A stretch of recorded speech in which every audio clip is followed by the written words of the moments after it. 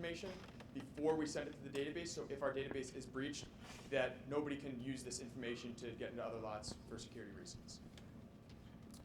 So we ran a lot of tests going through our to make our final design, and it started off with smaller modular tests with the sensors, and it ended up with our overall system functionality.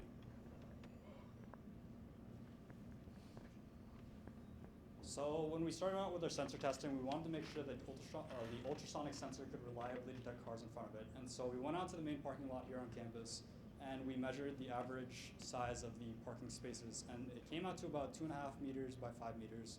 And on the data sheet, the HCSR04 has a max range of about 4 meters. And so through testing, we found that at various distances, it would have a different angle of operation. So anything less than 200 centimeters actually had an angle of operation of about 25 degrees. Anything greater than that would have an angle of operation of 15 degrees. All these tests had the sensor vertically oriented, and that's because when we tried to have it horizontal, the range seemed to be a little inaccurate. And we concluded that 150 centimeters is the best threshold for detecting cars. And that's mostly because of the two images at the bottom right. Just in case the installer of the parking blocks put the block a little to the left, a little to the right, it would be able to reliably only find cars in front of it and not detect cars that are like a parking spot to the right of it or to the left of it. We continued sensor testing by bringing a car into the parking lot, and we measured it 50 times each filled and empty at different distances, and these are some of the results that Sean will be going. So these are the results, and what you're looking at here is, so this is the graph of the actual distance that we measured using a ruler and the sensor's distance that we got measured as. Now, the two different colors, the green means it was correctly classified as whatever it was, whether it was filled or empty. And the shape, if it's an X, means it was classified as filled, and a circle means it was classified as empty. Now, there's two outlier measurements that we have here at the 400 centimeters and also at 35. The 400, we determined that was caused because there was no signal coming back. So the maximum range was 400 centimeters. So we're assuming that there was no signal, the signal was deflected and not returned back. The 35, we couldn't come to a conclusion with that, but we think it might have been something with maybe a reflection off the ground, off of some sort of object, and that was the signal that we were getting returned. To break that down, so we had, out of the 50 that were actually empty spots, 45 of them were correctly classified.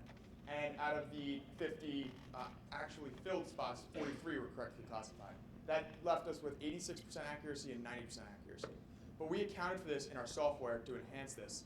And what we did is we took 4 measurements, and we took a weighted average of those measurements, so that the last measurement would be given the most weight, and the first measurement would be given the least weight. And using that, we actually boosted our accuracy from 86% to 96%.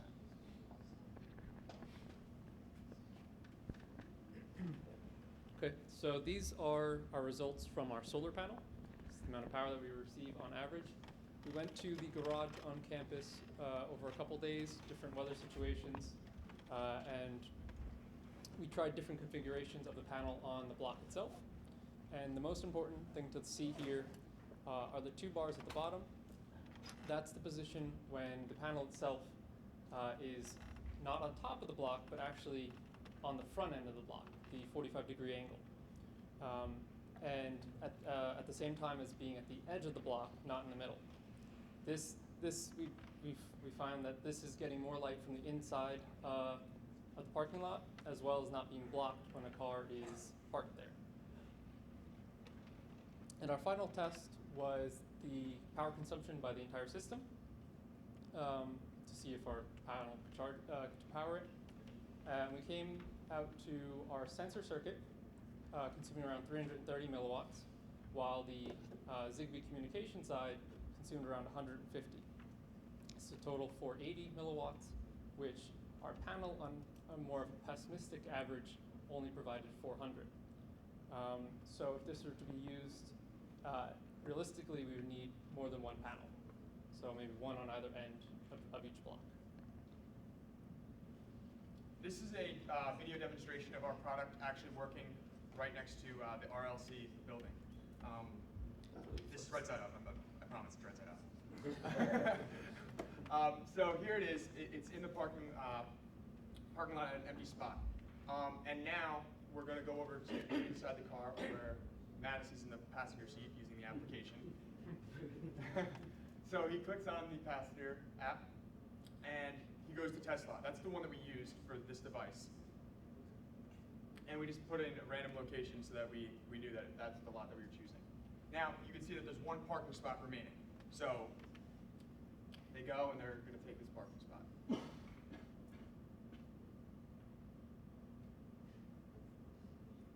Now, for purposes of the video, we made sure that this would keep updating automatically. The controller would keep touching this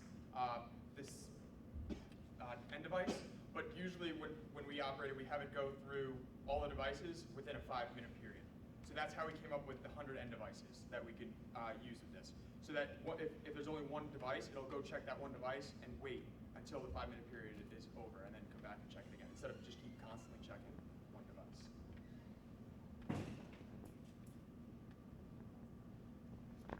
So here's the total cost. We have it broken down into 3 main things. The parking block itself. For an individual parking block, it would be around $94. And then for a per floor cost. So each floor, you have to get one controller. Now, what we mentioned before is that can only hold up to 100 spots. So if you have a wide open layout where you have more than 100 spots on one floor, you just have to get a second controller and name it floor 1, section A, floor 1, section B. And that would cost $52 per floor. And then the annual cost, this is just for upkeep for intelligent parking. To keep the database running per year, we used Amazon's free year during this project, but it would have to be $238 per year. And then the Android cost of putting up the app, if we were to actually put it on the App Store, would be $25 for one-time cost. And the iOS cost is $99 per year to keep your apps in the App Store. And these are the standards we used. For Wi-Fi, we used the 802.11n. The third normal form for our database. For Zigbee, it was 802.15.4. For security, we used the AES encryption. And we practice professional coding standards with commenting and different namatures. And then finally with ethics. We wanted to make sure that this application was used by passengers. So that was one of our ethical constraints. Any questions?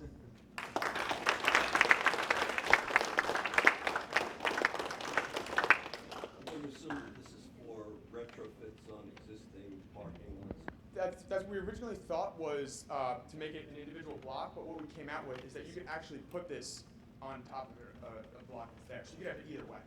You can make it If you were designing a new parking garage, yeah.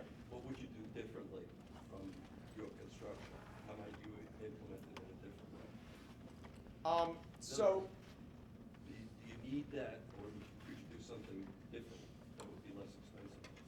yeah, so you could definitely do something different to implement it into your garage, but ours was to be a separate thing that's already existing there. So I'm not looking to build a new garage. Manhattan College, if they want to make their garage more open to their security personnel and for users coming to the school, then at that point they can come in and retrofit this, put this right on top of their existing cement blocks. Or if you said, as you said, you want to make a new parking garage, you could have it just in a seamlessly plastic box instead of making these new devices. All right, thank you very much. All right, before anyone goes and gets pizza, we're going to get a group picture.